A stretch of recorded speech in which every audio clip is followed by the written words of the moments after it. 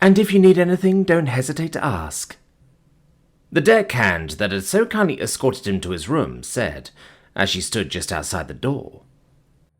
A service, he noted, hadn't been offered to any of the other passengers who'd accompanied him aboard. "Thanks," Mark said distractedly, before deliberately but not unkindly closing the door on her. Walking over to the small cot at the back of the room, he slumped down against the wall, his duffel bag thudding softly onto the deck beside him. This was it. The last leg of his journey. Finally. He'd nearly made it. Though truth be told, getting off Earth hadn't even been that hard. His flight was booked for him by whatever company contacted his boss, and he'd been on his way barely 2 days after he'd accepted his boss's offer, which he was thankful for. He didn't know if his nerves would have been able to take it if he'd been forced to stick around longer waiting for a flight. Just getting to the spaceport had been harrowing enough. Every checkpoint had felt like stepping into a guillotine that was just waiting to drop. Each ID scan, each soldier's bored glance had been a moment where he'd braced for sirens and cuffs. They never came, though. The closest he'd gotten to any kind of official interest was one of the shill manning the spaceport security scanners and taking an interest in his collection of cooking utensils, which obviously included a few knives. In the end, he'd boarded that first shuttle from Baltimore Starport without issue, the engine's rumble drowning out the pounding in his chest. "Thanks, Raven," he muttered into the threadbare pillow of his bunk. He could only hope the Resistance busted her out before long, though he knew that was unlikely. The Imperium was many things, but stupid wasn't one of them. At least, not entirely. Much like they'd done with domestic weapons production early into the invasion, they knew the best way to keep the prisoners they'd taken out of the hands of the Resistance was simply to move them off-world. To that end, he could only hope that travel aboard a shill prison transport was at least a little more direct than the path he'd been forced on for the past 2 weeks. It was actually kind of funny how quickly terror could morph into bone-deep boredom. Because while the whole alien invasion thing had rather dulled the allure of travelling the cosmos, the fact remained that despite the circumstances, he'd been quietly excited for his first trip off-world. And it had been exciting. For about a day. A day in which that excitement was slowly wrung out of him by the dull reality of space travel in the modern era. That first shuttle had been but a taste of what was to come, which was a string of other cramped utilitarian shuttles, each one a fresh hell of tight seats and recycled air. Because, as it turned out, there weren't any direct routes from Earth to Krenheim. Why would there be? For all that he was naturally partial to his homeworld, by galactic standards, it was still something of a barely developed backwater. At best, the presence of so many men might have made it a tourist destination for the universe's many man-starved aliens, but the current civil conflict going on made it rather unpalatable for that purpose. And Krenheim, while quite famous in its own right from what he could glean from his few short readings on the subject, was located in the periphery, which made it a backwater by default in the eyes of most of the Imperium. This all meant that his trip thus far had been a lot of hopping from system to system, switching ships between jumps to try and zigzag his way toward his destination. Worse still, every jump thus far had been less than 24 hours, which meant the shuttles he'd been on had more in common with commercial passenger planes than cruise liners, with long rows of cramped seating making up the majority of the space inside the craft. His first jump had been almost a mirror image of his last, with him wedged between a snoring Rikiri and a Shilvanti tourist with some kind of glandular problem. There'd been no chance to stretch his legs planetside either. Each stopover he'd either been stuck lounging around sterile orbital hubs, or racing through spaceports with barely enough time to grab a nutrient bar before the next boarding call. The excitement of leaving Earth had burned out somewhere around the third transfer, replaced by a bone-deep weariness and a nagging wish for solid ground.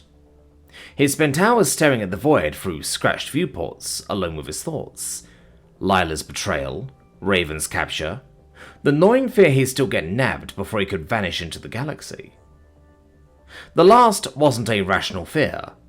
The universe at large didn't have faster-than-light communications. Distant worlds still made use of what was essentially snail mail, in the form of giant server-carrying ships that travel from system to system, downloading disgorging massive quantities of data.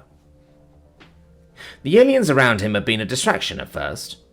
Pezrin flicking their tails, Shilvanti chattering in their guttural tongue, but by the fifth flight they were just background noise to his spiraling mind. He had not spoken to Lila before he'd left. He'd ignored her calls, pretended to be out when she turned up at his door. Some might call that cowardice on his part, for him not to vent his frustration and rage at her, to not confront her for her betrayal. He saw it differently. For him, leaving without a word was vengeance. Ignoring her calls before disappearing without a trace, that was giving her but a taste of the confusion and loss he himself felt that night. Or at least, that was what he hoped. The constant calls implied she still cared, that she wouldn't see his sudden disappearance as a boon. It was a funny thing, to feel such rage and animosity towards someone, and still care so deeply about what they thought. He shook his head, refusing to let himself spend another evening ruminating on thoughts of his failed relationship. He'd already spent more than enough time on the topic over the last few days. Fortunately, were he to fail in his self-imposed mission to avoid that cycle of regret and heartbreak once more, he'd at least be able to do it in some small modicum of comfort and privacy. Though the key word there was small. The Trenva's Grace, while finally something other than a small system-hopping shuttle, wasn't exactly a cruise ship. It was a proper ship, albeit one designed for hauling cargo rather than people.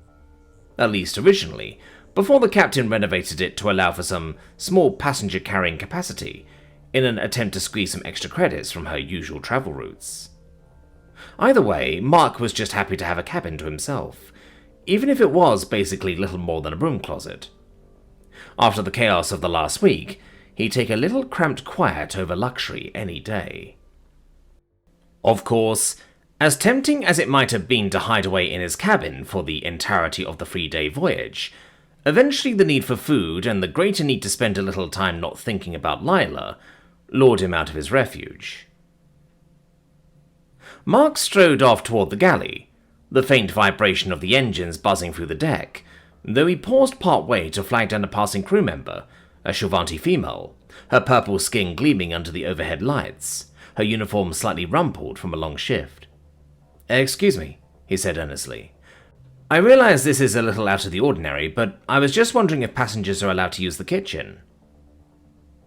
She stopped, blinking at him with those wide, black eyes, and scratched at her tusk absently. "The galley? I'm not sure. It's not even really a kitchen, you know. We definitely don't have a cook. It's just a spot for whoever's on shift to reheat ready meals for the crew and new passengers. I mean, I think there's a few fresh ingredients in the fridge, some vraka and the like, maybe a crest tuber or two, but those are mostly for easy sides we slice and heat up." Mark's face fell before he could stop it, a flicker of disappointment crossing his features. He'd been hoping for a chance to refresh his taste buds via some proper cooking after days upon days of tasteless rations. The Shilvanti flinched, her cheeks darkening as she waved a hand hastily. I mean, it's not a no. Look, if you don't use too many ingredients and you're okay working with what little's there, the captain shouldn't complain. Just keep it simple, alright? And don't burn anything down." He nodded, eagerness quickly washing away his guilt and shame at pouting to get his way. He was desperate. "Thanks, I'll manage." She muttered something under her breath, before hurrying off, leaving him to head for the galley. Sparse or not, he'd make it work. He always did. Moving past the communal dining area, and the few crew and passengers dotted around the metal tables there, he slipped behind the counter of the kitchen and saw that it was as basic as promised. Metal counters, a fridge and freezer, a heating unit, a dispenser for water, and what seemed to be some kind of nutrient paste he wasn't amazingly eager to try. A lone stove sat in the corner though, scratched and dented, but it'd work. His good mood only grew as he pulled open the fridge and saw a few items he recognized and some he didn't. Fortunately, he'd long grown accustomed to working with unfamiliar ingredients, so he was already pulling out his Omnipad and bringing up the ingredients database on it. A quick scan of the fridge allowed the program to identify the items he didn't know, and what their closest companions were to the ingredients he did. Yeah, this'll definitely work, he murmured. Reaching into the bag he'd brought containing his cookware and the small stash of spices he'd brought from Earth, he grinned as he fired up the stove and pulled out some pans. A few minutes later, all was right with the world as he sautéed the vraka, its sharp scent cutting through the galley's recycled air. He was actually so into the groove that he jumped a little when someone stepped up to the counter. Glancing up, expecting a crew member asking what the hell he was doing, he was a little surprised to come face to face with a human woman. Early 30s, tall and composed, she stepped in with a quiet elegance. Her blonde hair was swept into a neat bun, and her tailored blazer and trousers spoke of wealth and care. She paused just inside, offering a polite smile. What stuck out most, though, was her piercing blue eyes. "Forgive me," she said in English, her voice smooth with a faint French lilt. "I didn't mean to intrude. That smells quite wonderful. Certainly better than what is otherwise on offer." Mark paused, spatula in hand, the vraka sizzling softly. "Thanks, just working with what's here." He nodded at the meager pile of ingredients, trying to keep myself from going stir-crazy. "A more productive approach to staving off the boredom of space travel than most." She extended a hand, her gesture precise yet warm. "I am Sabine Moreau." "Mark," he said, shaking it as he leaned over the counter. Her grip was firm but gentle, her skin cool against his. Can't say I'm not a little surprised to see another human out here. He'd definitely not noticed her while clambering up the boarding ramp. "A pleasure to meet you, Mark," she smiled faintly, "and I would say you're no less surprised than me. I can count on one hand the number of times I've encountered a fellow human being while out traveling the cosmos." She eyed the sizzling pan.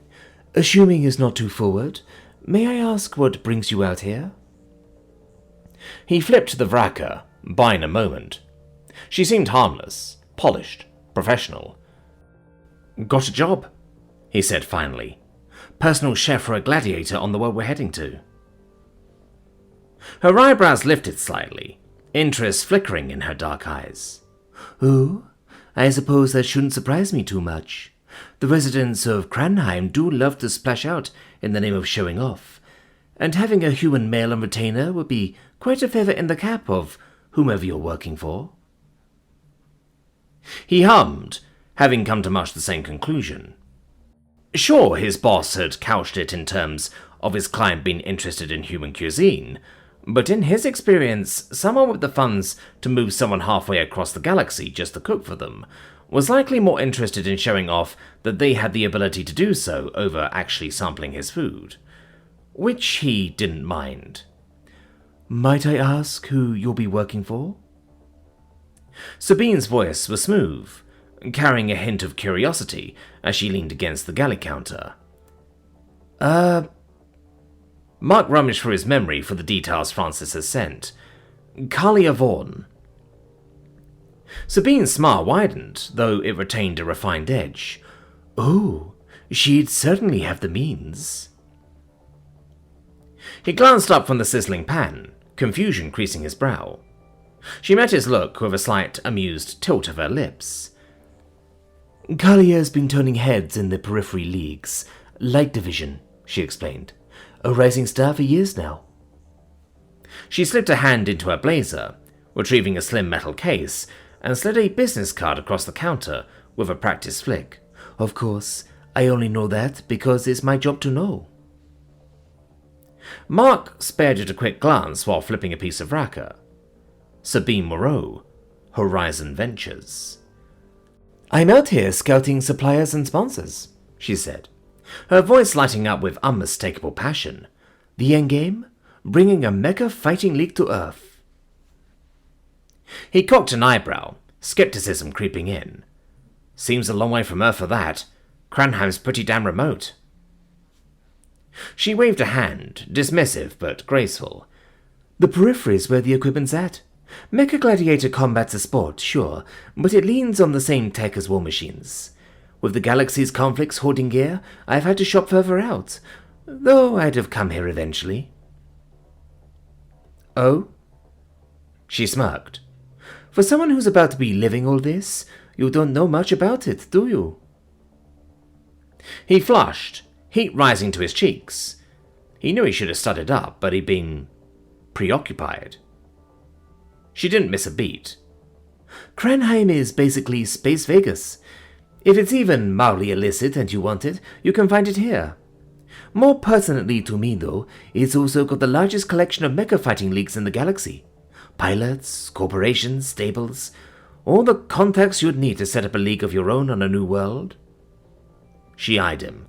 Of course, all that also makes it a bit of a thrill-seeker's paradise, especially for a young man with a fat paycheck waiting. He couldn't argue that. It was the kind of place Lina would have. A sharp pang stabbed his chest. Sabine's gaze sharpened, reading him like an open book. Yet you don't seem all that excited about anything I just said. Honestly, I'd say you were only barely half listening. He laughed. Is it that obvious? I'm a businesswoman, Cherie, she said with a faint smirk. Spotting what people feel at a glance is my trade. She waited, her patience calm and deliberate. He turned back to the stove, cutting the heat. It's been a long trip, and a rough week before that. Her expression softened. I see. May I ask what happened? He spooned the vraka and tubers onto a plate, weighing his words. Break up, he said simply. Caught her with someone else right before I left. Sabine's lips parted slightly, a quiet sympathy crossing her face. That's dreadful. I'm sorry you went through that. Being cheated on always sucks. She paused, folding her hands on the counter. Still, if I may say so, the cosmos can be a remarkable place to find your footing again. He managed a small nod, setting the spatula down.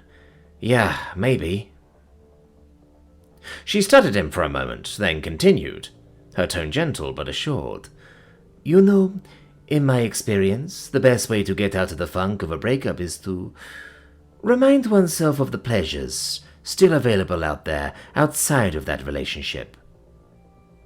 Her expression turned teasing. And you'll find out here there's no shortage of company for young men open to new experiences. I'm sure you experienced it with a shell on Earth, but to say that most alien women are thirsty is no exaggeration. Mark felt a flush creep up his neck, caught off guard by her tactful candor. I hadn't really thought about it. She leaned forward, her accent becoming stronger. Of course not. You seem an earnest young man, and you've just gotten over a heartbreak. It's normal to be a little introspective in the days following the end of a relationship. He glanced over, and had the top button of her shirt always been open? Just don't spend so long looking inward that you fail to see the opportunities around you. To that end, should you need more advice, my cabin's always open to you if you want to chat. If nothing else, I think you'll find these space flights can be quite tedious without company. And after so long away from Earth, well, I wouldn't mind a little taste of home. Her eyes flickered to the pan before she stood off the stool, smoothing her blazer. Feel free to keep my card. It might come in handy once we reach Krenheim. Now, though, I'll leave you to your meal. It's been a pleasure, Mark. Thanks, he said, still a little flustered. You too. She gave a final nod and slipped out, hips swaying in a way that could be nothing less than deliberate, yet drew his gaze all the same, until the door hissed shut behind her.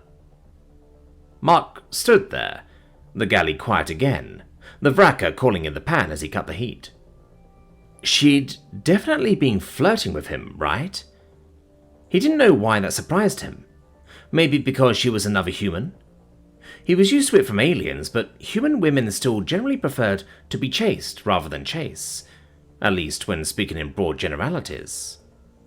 Still, it was nice in a way, not just because she'd been a gorgeous woman, but because it reminded him that he was still desirable in a way, something he hadn't realized Lila's betrayal had left him feeling robbed of. It was even funnier that it had taken a human woman flirting with him to feel it, given that just about every alien he'd come across since leaving Earth had done much the same. That was the thing, though. Most alien gals would fuck just about anything that moved, given their warped gender ratios. Coming from another human, the interest felt more authentic. If nothing else, he was thankful to her for that. Not just for helping shake him out of his funk, by reminding him he was about to go on an adventure of a lifetime, but for giving him faith in his own attractiveness once more. Quickly plating the food, he found himself glancing at the card as he did. Sabine Moreau, Horizon Ventures. It smelled of her perfume.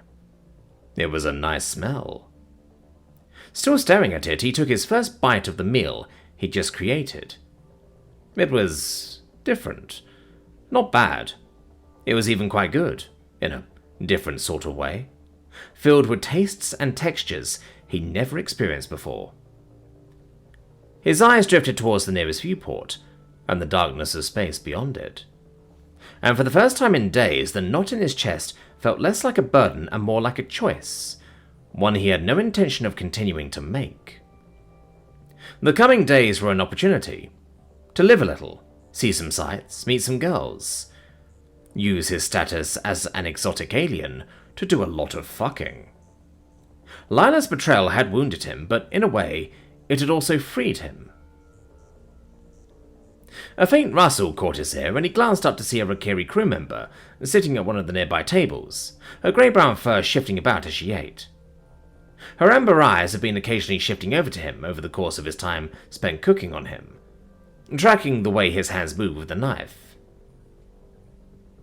She hadn't been subtle about it. Rakiri never were, but he'd barely been paying attention. It was something you got used to when you were a dude dealing with aliens. But he and Sabine had been speaking in English rather than Shill, which meant she'd not have overheard their most recent conversation, though. An amusing thought flashed through his mind. He flashed her a wink, quick and deliberate, testing the waters. Her ears shot up, eyes flaring wide in surprise, but the way her tail flicked told him she wasn't unhappy about it. A low rumble, almost a purr, escaped her throat, and she shifted her weight, claws tapping the deck. It was enough to pull a grin from him. This could be fun.